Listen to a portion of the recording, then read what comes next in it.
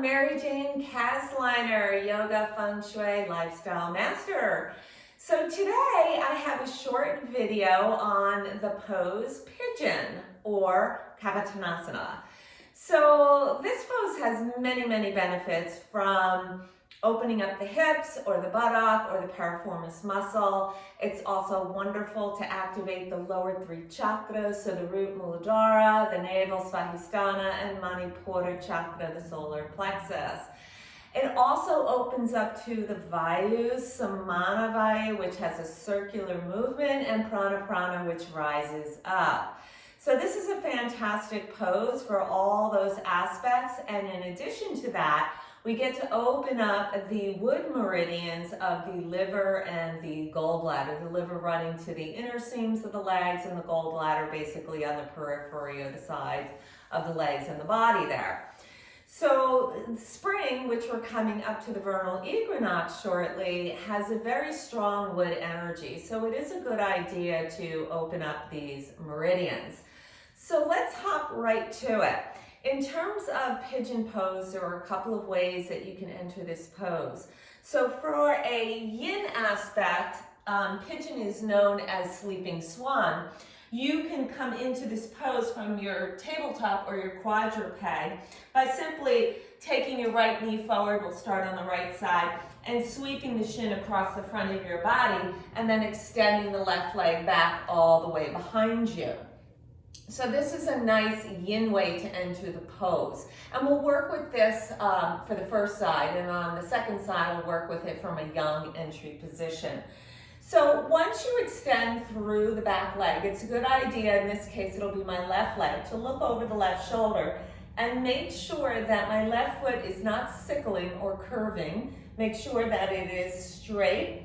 The heel is in alignment to my knee and to my left hip point here. And then you want to make certain that you pull the right knee back in space so that your hips or the aces points begin to square out to the front. There may be a need for a prop here, and if you find that you're rolling out to the right side, it's a good idea to take a block, and you can take it right underneath that right hip.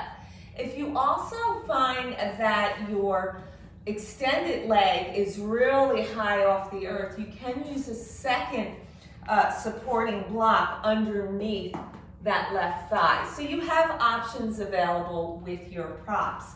Once you're here, you can activate the lower bandhas again. So you can squeeze Mula Bandha, which will have a tempting triangular position upwards that will excite Uddiyana Bandha.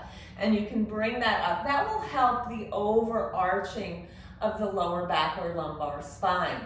So you can remain up high here and find the elongation through the Sushumna or the spine, softening out the shoulders, taking the scapula back behind the heart so you can broaden and open the heart, and then simply breathe and become a witness. Now in your sleeping swan, you would go ahead and come on down here and then just begin to soften everything out, let go of the muscle engagement. And you also have that availability, once again, to use props. So you can take your block, place it right underneath your chest bone or sternum, and you can just lay out. You can take a second block here as well. You just straighten that out and let the third eye compress down, and just begin to breathe and become a witness while you're in the asana. So that would be a very yin aspect to the pose. Let's take a little bit more of a yang aspect, which is a good idea during this time of year as well, because from the perspective of the doshas, this would be kapha, and so there's a lot of secretions and mucus, and it's a good idea to move. So your vinyasa style classes would be great this time of year. So I'm just going to tuck out my left toes, soften, and come right into a down dog here. Let me just kind of walk it out here, right? And so from the downward facing dog, we can come into this pose being a little bit more yang. So I'm going to work the left side, so we take the opposite side. You can come into a three-legged dog here, Ekapada Adho Mukha Svanasana. You can come to a three-legged plank, maybe tease the left knee to the third eye, and then begin to soften that left shin down in front of you and extend the right leg back in this case. Again, I'm gazing over my right shoulder here to make sure I've got that right ankle to knee to hip point. I can go ahead and shift the left knee back, which will bring the left hip back, so we can have a squaring or aces points to the front here, right? And then I'm going to lengthen prana prana, bring it up, squeeze the lower bandhas, easing out through the lumbar spine, and I can stay high here if I'd like. If I want to come down to the earth, surrender it in, that is also an option here. And so again, your props would work in the same fashion. If you find yourself rolling out to the left, you would go ahead and use your prop underneath that left hip.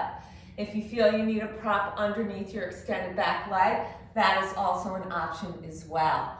So come on out of the pose. You can come back to your downward dog, maybe walking it out here. If you want to go ahead and take a flow, just to kick it up a notch, go right ahead. So these are all options for you in your pigeon pose. So I hope you enjoyed this short video, and I'll catch you next time. Namaste.